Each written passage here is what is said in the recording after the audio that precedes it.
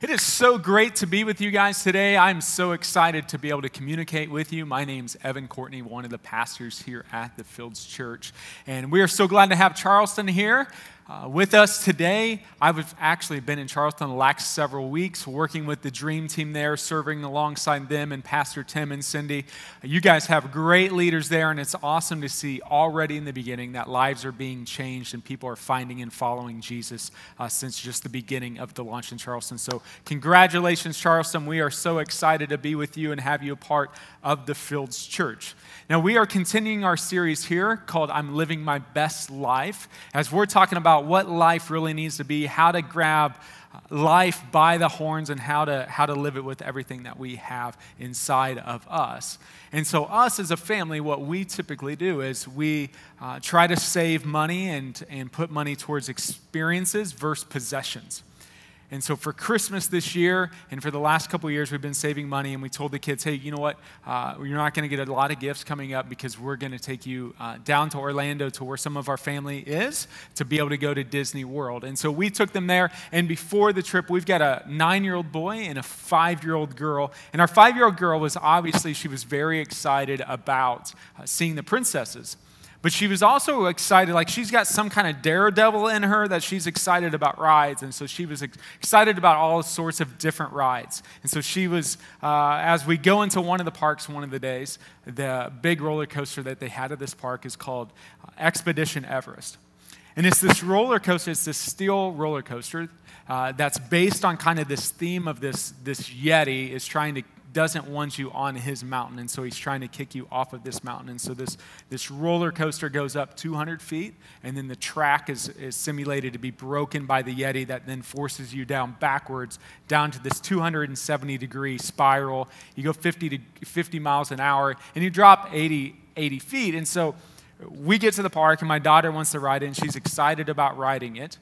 And so as we get up to getting into line for this ride, the attendant brings her over, and as her height is really close to the line. And so the line is about here, and I remember the attendant bringing her over, and she just passes just as like a half-inch tall enough to ride this ride. And my wife looks at me like, really?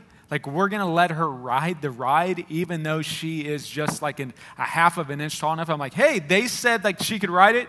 She could ride it. And so she gets onto the ride, and so we go onto the ride. She rides the ride, and I've actually got a clip of the ride here of what it looks like. There we go. Yep.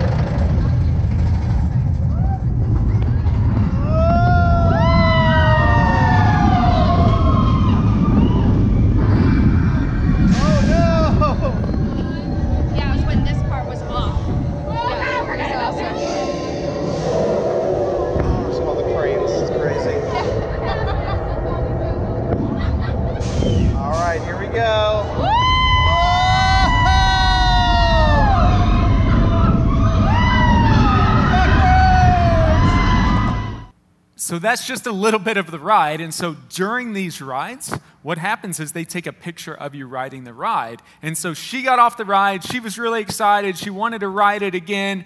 And then my wife sees the picture of her on the ride, and it looks like this, of just this tear on her face. And now, just to let you know, like to calm you down, she rode this 2 more times that day. And throughout the whole trip, we would see pictures of her riding rides, and it didn't matter if it was a fast ride or a slow ride, this was her face. And so what she does is she just loves to live life to the fullest. That's what she does. And so what we want to make sure is that too many of us are missing out on living life the best that we can. And so what we've been talking about is not settling for an okay life. Watch this video. Hey. Hello. Where are the others? It's just me. But my cuñado told me you're the best trio. We were, until we split. But you're good, right? I'm okay. I'd be better with the other 2. But I'm asking for her hand. Oh, that's good. Yeah. We could use one. Just okay is not okay. So God created us to live a meaningful life, the best life that we can.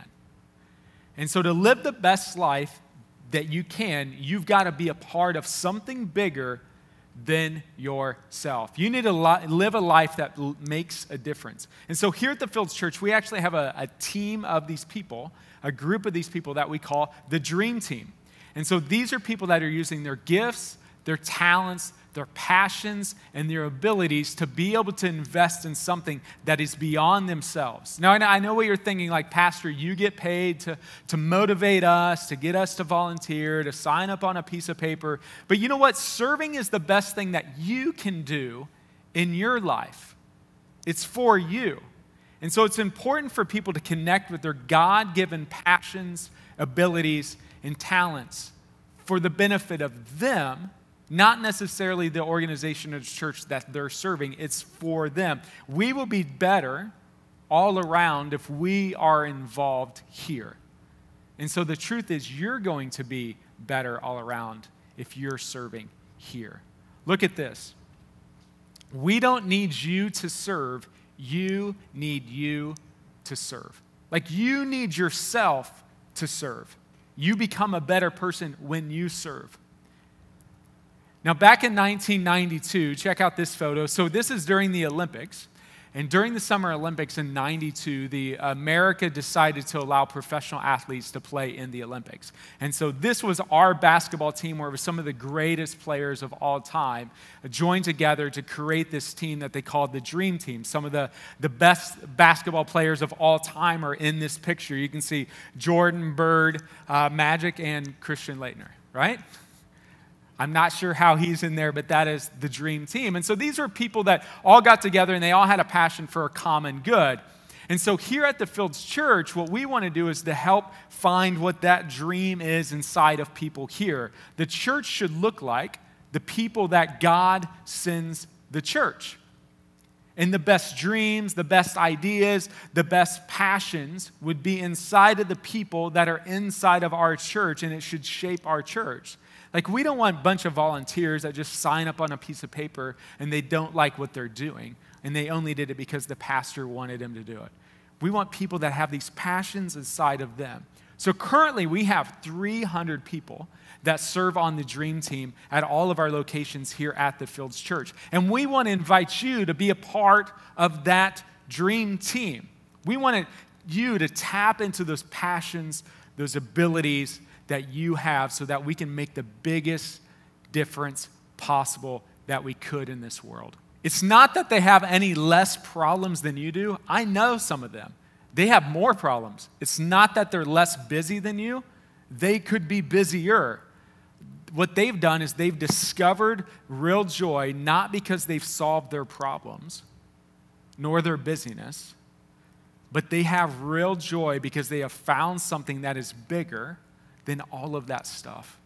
They've found that joy. So you're thinking probably like, why don't people still serve? You know, knowing this is true, why don't people serve? And I've got a couple reasons that I think, 3 reasons why I think people don't get involved. And the first one is this, is they don't think we have any needs. And I'm glad you don't, because we try to do everything in our power to make sure that this is as seamless and everything goes as perfect as possible. Like, we try to do that, and you might come in here and think like, man, they've got everything covered. Everything looks great. Everything is working. But guess what? It's not. There's huge needs around here, especially with us launching this other campus in Charleston. Like, we've doubled the amount of people that we need. Because we're doing 3 services a weekend. Currently, it takes us 150 people to do a weekend here at the Fields Church. So we're needing more people. The needs haven't been met. So the second reason is this, why people don't get involved, is that you did that before at another church organization and you hated it. And I get that. I understand that. You're probably part of an organization or a church, and the culture was just, we tell you what to do and you do it. You show up and you really didn't want to do it, and we understand that. And so what we want here at the Fields Church is we don't want people volunteering around here. We want you to have a dream. We don't want you to feel like that we're chasing you down and we're making you sign a piece of paper and doing something that you don't want to do. We want you to do something that you have the gifts, passions, abilities, and what you're passionate about, and something that you're gifted to do. That's what we want for you. In this past year, we actually created a new position here at the Fields Church called Next Steps Pastor. and it's fulfilled by Tina Johnson. And her role is to help people understand and discover their giftings and abilities and to help them to be able to live out their dream. We hired somebody just to be able to help you to be able to discover that. That's how serious we think this is. And the third reason, I think, is this: you don't see yourself the way God sees you. And this is a big challenge. Unfortunately, there's sometimes there's this confusing culture that has creeped in that's contrary to the Bible that we're trying to fight all the time. Is that some of us see that we feel like there's two different types of people. We feel like, hey, there's the pastors, and then there's everybody else, or the volunteers, or the laymen, or whatever term we use. And there's like this class system. And where this came from was from the Old Testament, thousands of years ago, Moses, Noah. There was actually God kind of established this group of people that were called the Levites, or they were the priest. And what would happen is common people would go to the priest and say, I want to say this to God. And the priest would go to God and have this conversation with God. And then the priest would report back to this person, here's what God said. So there was this special class that if you wanted to speak to God, you couldn't. So what happened was Jesus showed up onto the scene 2,000 years ago, and he messes the whole system up. He changes the whole thing and says, no. All of you, everyone is a priest. Everyone is the salt of the world. Everyone is the light of the world. That all of us can have a connection with God, and there's no special classes at all. I want to put my power and my presence and my giftings and my abilities inside of each and every one of you. And did you know that while Jesus was on the earth, he specialized in going after the most messed up people that he could find, and he used them. And he chose them and said, I'm going to put my power and my presence inside of you. And so there was a certain day in the early history of the church, when the church was just starting out, that it talks about how they gathered together, these regular people gathered together, and that God's Spirit came into these people, into this room, and he began to pour his power and his presence inside of them. And everybody else looked out from the outside and was like, why is God pouring his Spirit? And they actually said inside of what they call these regular folks, or these idiots. Like, why is he pouring his Spirit into them? And it blew everybody's mind. But what God was doing was pouring out his Spirit and his power on regular people that had problems, that had issues, that had past, that had hurts, that had things that would get in the way. God was using them because God has put something special inside of each and every one of them, and inside each and every one of us. So here we are 2,000 years later, and we still kind of feel this stigma of these two different groups of, we have these pastors and then everybody else. And you're thinking, well, I'm not a pastor, I'm just a volunteer. You know what? That's not in the Bible. There's no difference. We need everybody joining together to be able to make a difference. And so what I want to talk about today is 4 phrases and 4 verses that'll help us to understand this better and more clearly of how God has chosen each and every one of us. And the first one is this, is that every Christian is a minister. That if you're a Christian, you're a minister, meaning that you do God's work, that God has chosen you for his work. So look at this in 1 Peter. He says this, you are royal priests, that all of us are priests, holy nation, God's very own possession. As a result, because he's calling you holy priest, as a result, you can show others the goodness of God. That's doing ministry. That's helping out. That's serving. That's being a part of the dream team. For he called you out of the darkness into a wonderful light, so that you can make a difference on this planet. So you can tell people the difference that he has made inside of you. That is what this verse is saying. That together we can make a difference. That together all of us are called. Now, throughout the past couple years with our 9-year-old son, I've been able to have the opportunity to volunteer in the community and to be able to help coach and lead coach some of his teams throughout Mattoon and Charleston. And so when I meet parents or when I meet other assistant coaches that are helping me, I don't just immediately come off and tell them, yeah, I'm a pastor at this church. Like, that's not in our normal conversation. But it will come up probably like weeks or months into the conversation. They'll finally ask, so, hey, where do you work? And we'll talk about that. And once I tell them, hey, I'm a pastor, you can see it in their head that they begin to kind of go back in history of all the conversations they've had with me to see, and they're even asking themselves, like, what words have I used around this guy? Like, what have I said? How have I acted? What have I done? You know, they're like trying to backpedal some of the things that they might have said. Where for me, like, I don't care what you said or how you acted. Like, that doesn't change anything for me. Now, I remember this last season during baseball, like the weather, like baseball was happening, storms coming, and I remember one of the assistant coaches elbows me and goes, hey, man, you wanna talk to the big guy up there? You wanna ask him to get rid of this storm? And I was like, he just had this thought that there was this different class, that I was up here and he was down here. But we're all the same. There is no difference at all. People still think there's two groups, and there isn't. There's nothing that a pastor does that is more special than anybody else. So the second phrase I want you to know is this: every task is important. Something in our culture likes to rank things. So they like to rank sports teams, they like to rank restaurants, they like to rank presidents. This is the best car of the year. They like to rank everything.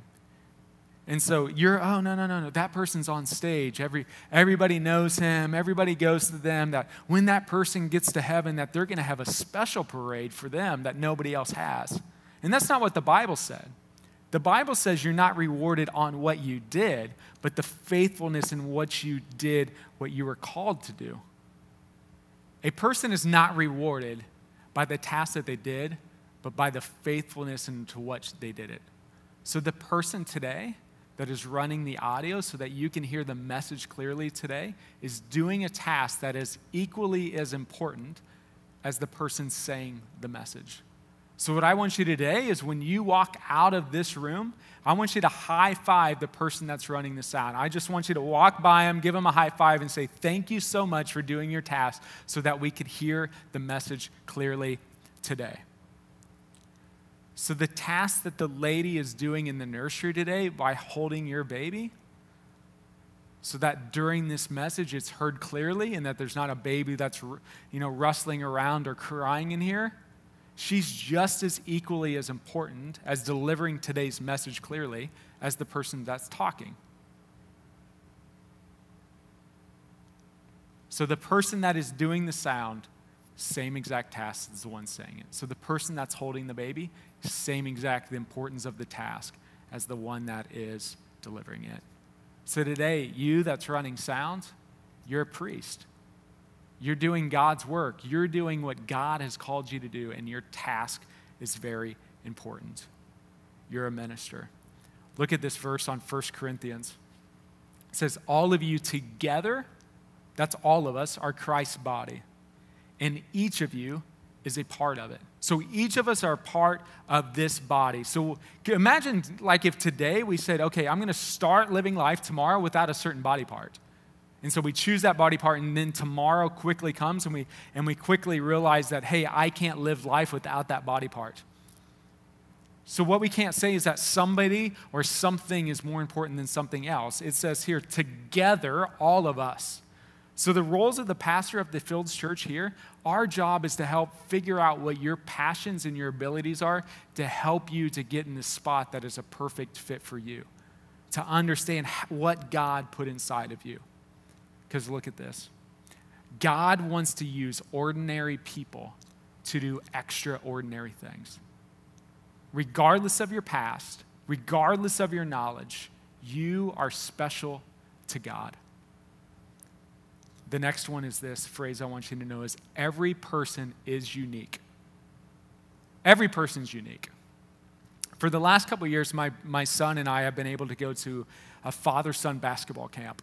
And we show up for the day, we hang out with the college basketball players, the coaches, we tour the facility. It's really cool. They teach us skills. The camp's really for me and not for him. But so we hang out for the day, and one of the special parts of the day is at the very end when the coaches are meeting with the parents, and they kind of do this open Q&A, and they're like, hey, you can ask us anything about the basketball program, ask us anything about the drills. And I remember a couple years ago, I raised my hand and I asked a question to one of the coaches that I knew that was a Christian. And he actually has a son that's in the NBA and a son that's in college that's going into the NBA. And I said to him, I go, my son's sitting here watching your sons, and my son's wanting to go to the college that your sons are going to, Division I, and my sons want to go to the NBA. But I understand that the chances of that happening are not going to happen. How do I deal with that with my son as he's looking for that, and I know that's probably not going to happen? And this coach looked right at me, and he said this, he goes, I'll never forget to get it. He goes, your job as a dad is to find out the unique calling in your son's life and then helping fulfill that. And so from there, I walked away with that each one of us, we're not one in a million. That we've been lied to. We're one of a kind. That when God created you, he didn't create you and think, oh, what am I going to, all right, I got Susie down there. I'm not sure what she could do the best at. No, like that's not what he did. He had a task. Hey, I've got this very important task down there. Now I'm going to create Susie for this task. He specifically crafted each one of us. He specifically crafted you for something that he had specific for you to do that was important. You are one of a kind. You think the way that you think. So there's some individuals that are task-oriented and not people-oriented. And there's some of you that are people-oriented and not task-oriented. So those that are task-oriented walked into this building today and they saw a table that wasn't straightened or a chair that wasn't straightened and walked in and thought, I can fix that. I can straighten that up. I can help that. Somebody else walked into the building today and they saw somebody standing by themselves or they saw them sitting by themselves and they thought, oh man, I wonder if anybody's going to sit with them. I'll sit next to them.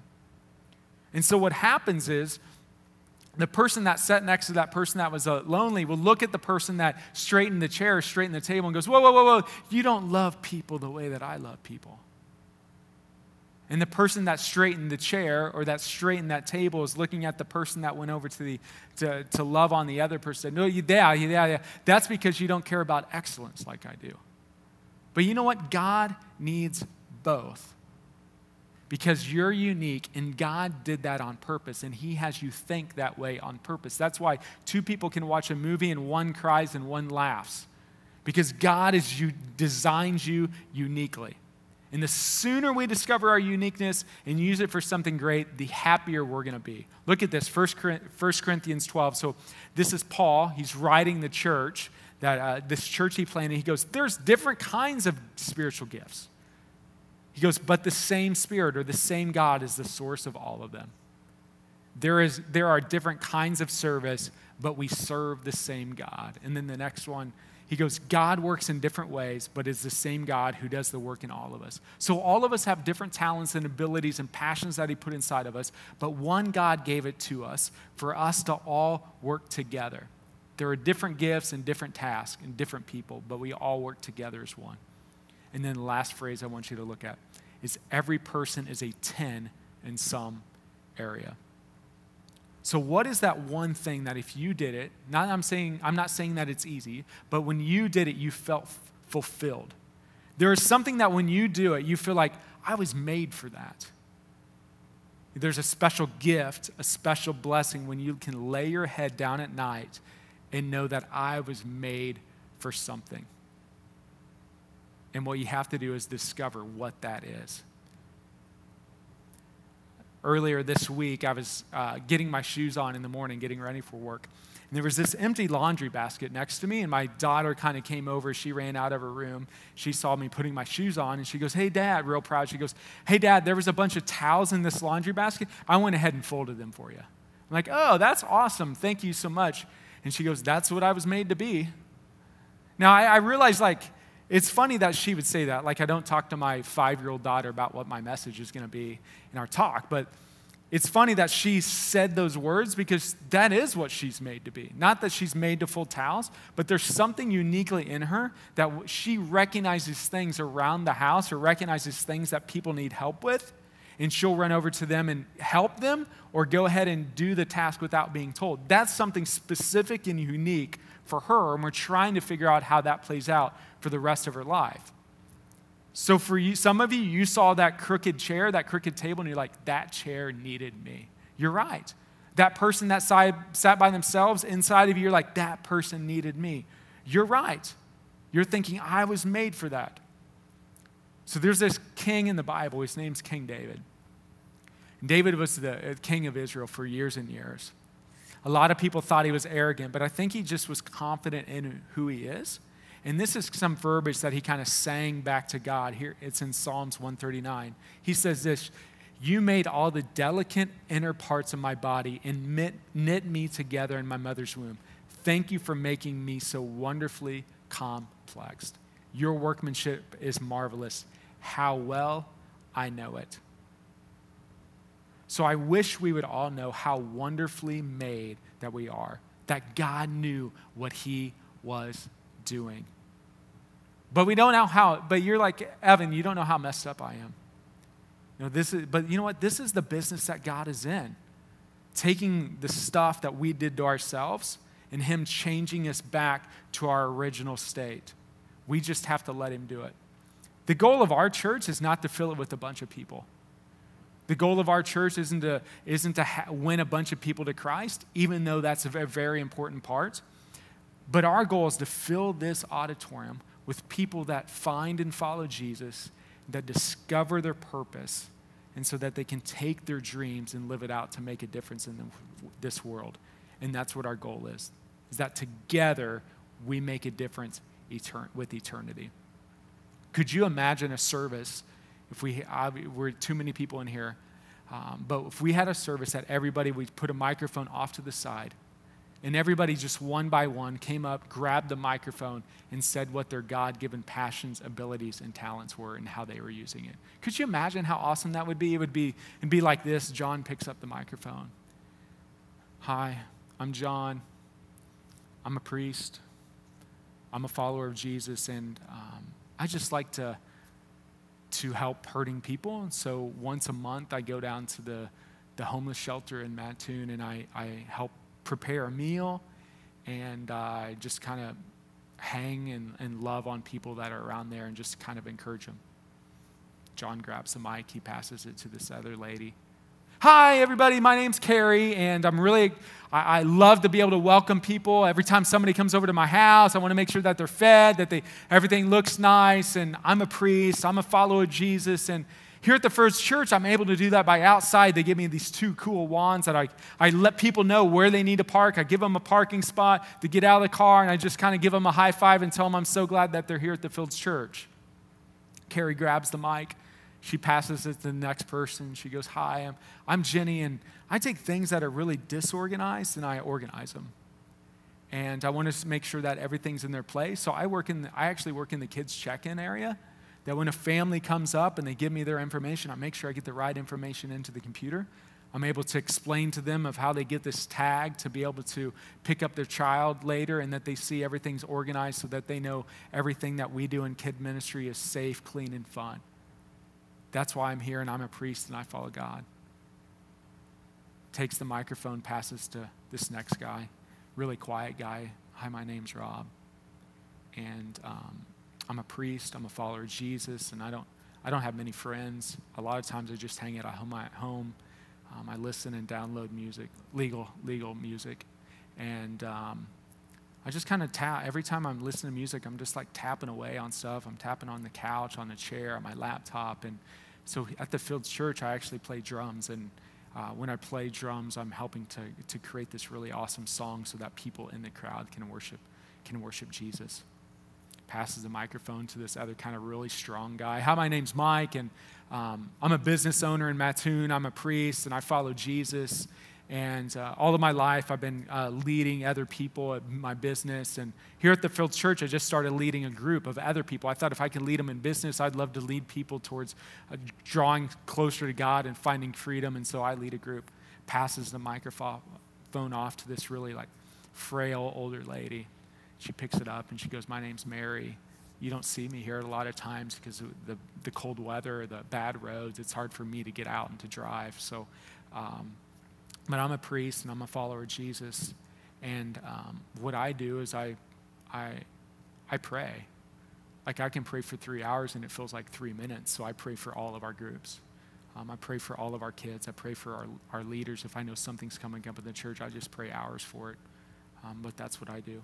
Passes the mic off to this really goofy guy. Hey guys, my name's Matt, and I'm a priest, and I just like to have fun and do funny things, and I hang out with the middle schoolers here just to make sure those that are getting bullied, like I want to just be a friend, and so I help lead small groups for middle schoolers just to be able to help them have a great relationship.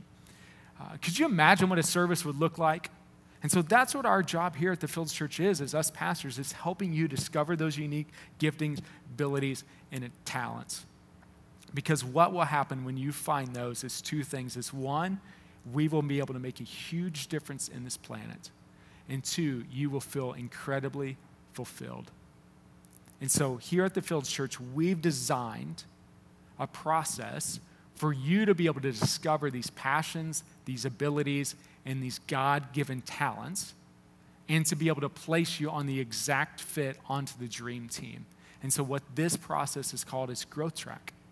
And so it's designed for you so that you can figure out why you're on this earth, so you can sleep at night and to know I was made for this.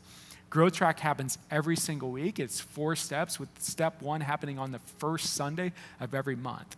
And the second step happening on the second Sunday of every month, and the third step and the fourth step, you get the idea. And so it happens immediately after the first service. And you can just show up any week that you want. It doesn't have to be in order, but the best time to start is the first Sunday of the month, which is next week. And so that's what we want to challenge you, is to show up to Growth Track. You can go to the fields.guide on your phone right now, click Next Steps, and let us know and just say, I'm going to attend Growth Track, just to give us a heads up if you're going. If you don't do that, just show up. But that's your step to be able to figure out, why are you on this earth? Now, for some of you, you feel like you've disqualified yourselves. Evan, you don't know how far from God I am. You don't know where I'm at in my life. I'm not even close to him. So Jesus, all throughout his life, went after those that were down and out, those who made bad decisions, those that were on this destructive path. What he did was he offered a turning point. He offered a point in their path that they could turn and make a decision and get onto a different path. For some of you today, if you're already a Christian, maybe that path that you're on is a path that you're not doing anything, and the turning point is you going to Growth Track and you doing something beyond yourself in your life and you getting onto the right path. And that's your turning point today that you need to make by showing up to Growth Track next week. For others of you, maybe you don't have a relationship. Maybe you've never been on the right path. Maybe you've been on the path and you got off, and today you're on that destructive path.